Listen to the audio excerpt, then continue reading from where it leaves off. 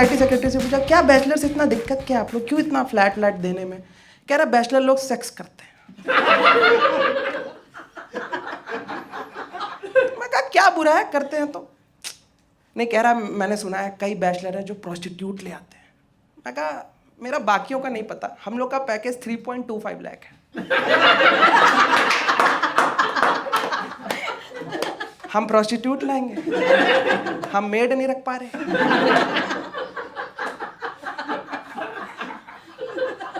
बहुत ज्यादा चांसेस है हम बन जाएं,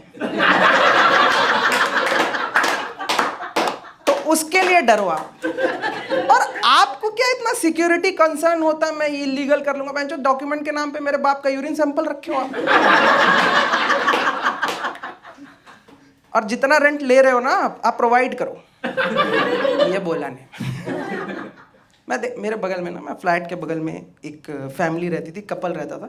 वो लोग एक दूसरे से लड़ाई करते थे, मारते थे, पता नहीं कौन किसको मारता था, पर आवाज़ आती थी। तो मैं जाके सोसाइटी सेक्रेटरी से बोला, आपको ये गलत नहीं लगता ये लोग मारते हैं और ये सब करते हैं, आपको बैचलर से ही प्रॉब्लम है? कह रहा है तो क्या हुआ, मारते हैं, यही तो प्यार है, देखो तब भी एक दूसरे को छोड़ के नहीं जा रहे। मैं कहा अच्छा ये प्यार है? मेरे को तो डेफिनेशन ही मिल गई भाई। मेरे को सोसाइटी में जब भी कोई लड़की लानी होती है ना, गेट से ही मारते हुए लाता था।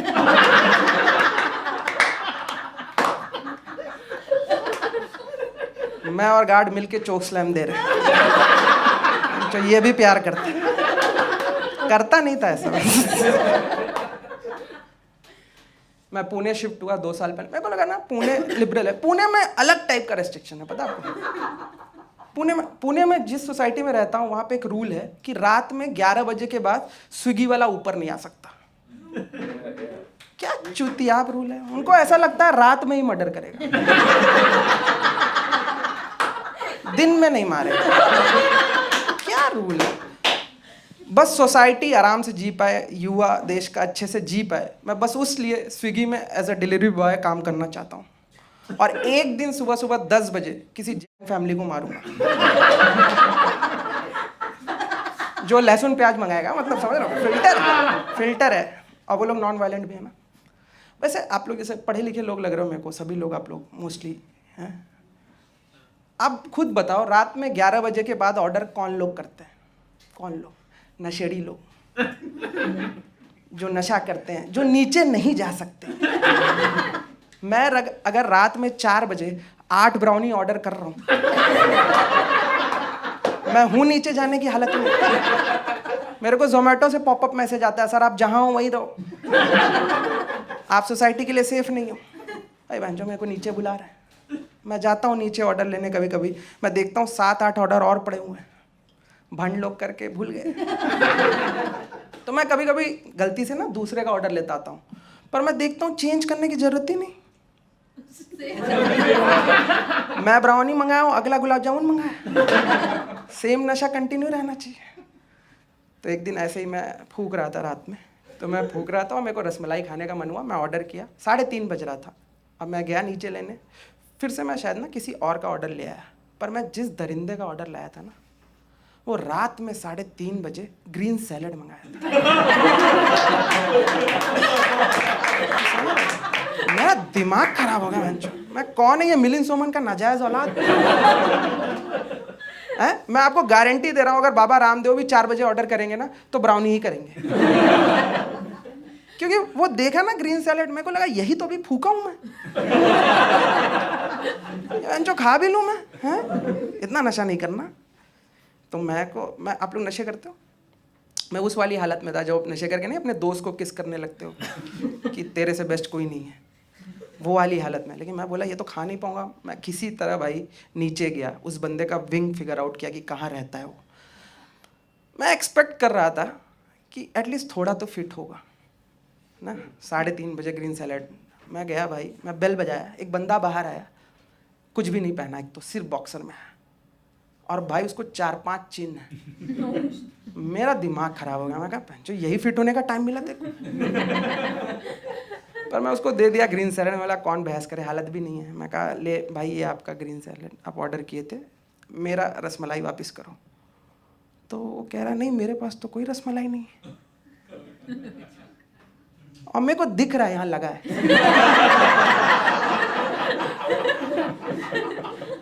आप दोनों भंड हैं। तो मैं उसकी तरफ देखा, मैं कहा सच बोल रहे? तो बोला माँ कसम। तो मैं उसको इंटिमिडेट किया, मैं कहा झूठ बोल रहा ना तू, खा गया ना तू, खा गया? तो डर गया, कह रहा हाँ भाई खा गया। उसके आंख में आंसू आ गए। मैं कहा बहन जो जब खुद पे कंट्रोल नहीं है तो रात में अंड बंड ऑर्डर क्यों करते रहते हैं? सोसाइटी की हार्मनी खराब कर रहे हो। तो रोते रोते कह रहा यार फूक के संदीप महेश्वरी देखना ही नहीं चाहिए।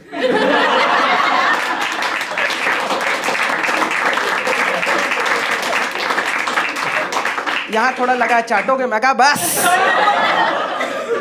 इतना नशे में नहीं हूं मैं। और वो कुछ ज्यादा ही भंड था, मेरे से ज्यादा था, क्योंकि जब मैं वापस जाने लगा ना वो मेरे को शौक में बुलाया, कह रहा इधर आओ, कह रहा आपको इस टाइम ऊपर कैसे आने दिया? मैं कहा मैं स्विगी वाला नहीं हूं। फुल डिस्कशन हो गया। ऐसा फ्लैट में ना, ऐसा मैं कह रहा हूँ कि वैसे भी रहना ना एज अ बैचलर थोड़ा टफ ही होता है यार। क्यों अपने रूममेट के साथ रहते हो, क्या है सबका अपना अपना रूम है, कॉमन एरिया चुच जाता है भाई, कौन देखेगा उसको, लावारिस की तरह पड़ा होता है। तो मैं रह रहा था कंफर्टेबली आराम से। फिर ना सोसाइटी वाले ने एक जब से रूल इंट्रोड्यूस किया, मेरा तो फट गया भाई। वो 4 साल पहले एक रूल आया, जब से कूड़े का 2 डिब्बा हुआ है, आपको पता है? वो गीला कचरा और एज अ बैचलर कूड़ा क्या है यही फिगर आउट करना। हमें 6 महीना लग गया, हम 6 महीने बाद डस्टबिन लिए थे। वो जब मेड बोली बहन जो सारी रोटी कबर्ड में नहीं रखनी होती, आप फेंक सकते हो। क्योंकि हम अभी नया वो डस्टबिन को कवर पहनाना सीखे ही थे। सोफे से सांभर वहां तक कैसे फेंकें ये सब फिगर आउट ही किए थे। तब से रूल आ गया कि कचरे का 2 डिब्बा होगा। मैं अपने रूममेट को बताया, वो तो सनक गया भाई। एक दिन देख रहा हूं मैं उसको, सूखी सब्जी सूखे में फेंक रहा है।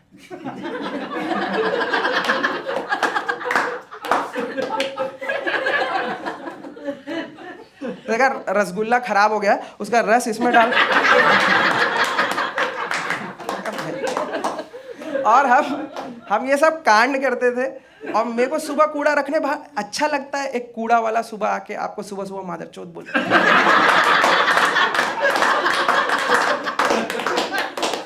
ताने मार रहा है कि लाइफ में ये नहीं कर पा रहे हो तो और क्या करोगे। मैं कहा तू बाप मत बन यार, करते हैं कूड़ा। मैं अपने घर में डरा डरा घूमता था यार, क्या गीला क्या है। ऐसा बहुत मुश्किल है फिगर आउट करना भाई। जिस दिन मैं कूड़ा अच्छे से सजा लेता था ना, मैं सुबह नहा धो के तैयार रहता था। क्या भाई सही लग रहा है? मेरा बेंचो क्या चुतिया। और फिर ना मैं लाइफ में मेरे साथ ऐसा कुछ हुआ कि मेरा पैसा खत्म हो गया, क्रिप्टो में लगा दिया था। तो मेरा पैसा खत्म हो गया ना, तो मैं अपने भाई के साथ, मेरा भाई भी पुणे में रहता है, मैं उसके साथ शिफ्ट हो गया। अब दिक्कत क्या है ना अपने भाई फैमिली के साथ रहने में, कि जब मैं अपने रूममेट के साथ रहता था ना, ये कूड़े वाला डिपार्टमेंट मेरा 3 दिन का था। 3 दिन मैं करता था, 3 दिन रूममेट, 1 दिन भगवान। पर मैं अपने भाई को रेंट नहीं देता था, तो ये 7 दिन मेरे से करवाता था। बहुत मुश्किल हो गई ज़िंदगी भाई, 7 दिन ये कर रहा हूँ मैं। और भाई के साथ फैमिली के साथ रहने में ना, कुछ कूड़ा फेंकने में तो मेरे को शर्म भी आती है। जैसे कॉन्डम, भाई रहता है कैसे फेंकूं, मतलब लड़की मैं फेंक देता हूँ बालकनी से। पर कॉन्डम मैं तो जो घर में रोटी वोटी बच जाती थी ना, उसके अंदर रोल करके फेंकता था। मत इमेजिन करो। दाल वाल बच जाती थी ना, उसके अंदर घोलता था। मत पीना मेरी दाल यार। नहीं, मैं अपने शादीशुदा दोस्त से पूछा, वहीं रहता है पुणे में अपने माँ बाप के साथ। मैं पूछा तू कहाँ फेंकता है? कह रहा मैं तो ऑफिस ले जाता हूँ। मैं कहा तू रोज ऑफिस जाने से पहले मेरे से मिलता है, उसी हाथ से पास देता है। बता तो दिया कर जेब में क्या है। जैसे आप भाई समझदार लग रहे हो मेरे को। आप ये बताओ कॉन्डम गीला कचरा है कि सूखा? अरे कुछ तो क्या आप कभी यूज नहीं किया भाई? आप यूज किया तो गीला है, मैं तो सूखा है।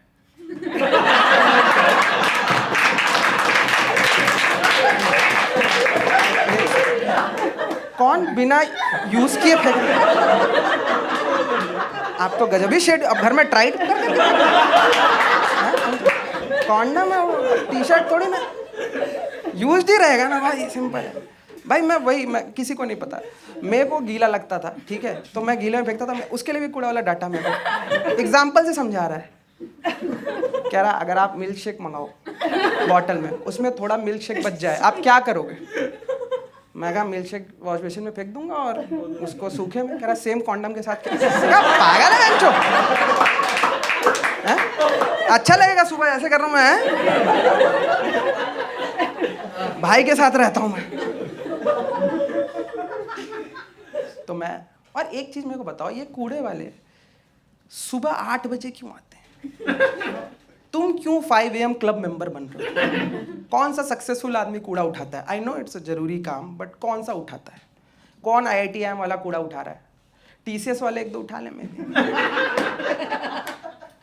सुबह 8 बजे आ जाएगा बाल झाड़ के ऐसे।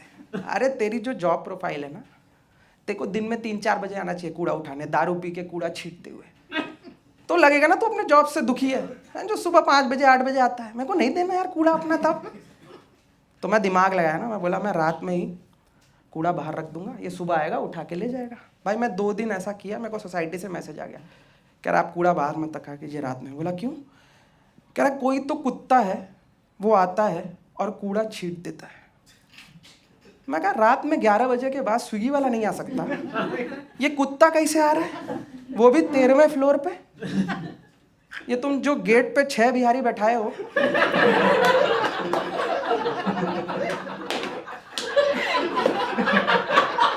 ये शेरलॉक होम्स क्या कर रहे हैं? ये 11:30 पे मेरे को नहीं आने देते। मेरी स्कूटी पे कहते सर आप नहीं जा सकते, आप इस सोसाइटी के नहीं हो। जो मेरा तेरा गांव सेम है, क्या सोसाइटी में नहीं आ सकते हो? और आप वो लॉजिक सुने हो कि कुत्ता, अरे हम जानवरों की जगह पे रह रहे हैं तो वो लोग कहाँ जाएंगे? सुने हो आप? यही बोलते हैं वो लोग। मैं कहा एकदम चुतियाप लॉजिक है। अगर उस लॉजिक से भी जाए तो कुत्ते का 1st फ्लोर और पार्किंग ही हुआ ना, कि 13 फ्लोर पे बना लेते वो लोग। कोई सेंस है इसका? और आप सुनो, सबसे ये लोग सिक्योरिटी वाले कूड़े वाली अपनी जॉब बचाने के, पता सोसाइटी में जाके क्या बोल रहे हैं? कह रहे कोई कुत्ता उत्ता नहीं आता है, यही लोग छींटते हैं। आप समझ रहे हो कितने चूतिए हैं हम, कि 4 बजे अपना कूड़ा रखते हैं और 5 बजे उससे होली खेलते हैं। मेरी माँ सुनेगी तो क्या सोचेगी हमारे बारे में, कि बहन जो बच्चे हमारे पागल हैं, कूड़ा उड़ा रहे हैं। मैं अपनी बेगुनाही प्रूफ कर रहा हूँ। मैं और मेरा भाई, जॉब उसकी जॉब है, छुट्टी लेके हम लोग गए नीचे, एक बड़ी सी CCTV है, वहाँ पे एक टीवी लगा हुआ है, वहाँ पे सोसाइटी के 4-5 लोग खड़े हुए और देख रहे हैं फुटेज। मैं अपनी बेगुनाही प्रूफ कर रहा हूँ उस सोसाइटी में। बताइए, रेंट मैं देता हूँ। मैं देखा एक कुत्ता आया वीडियो में, और वो कोई तो रोटी खाया और गुस्सा हो गया,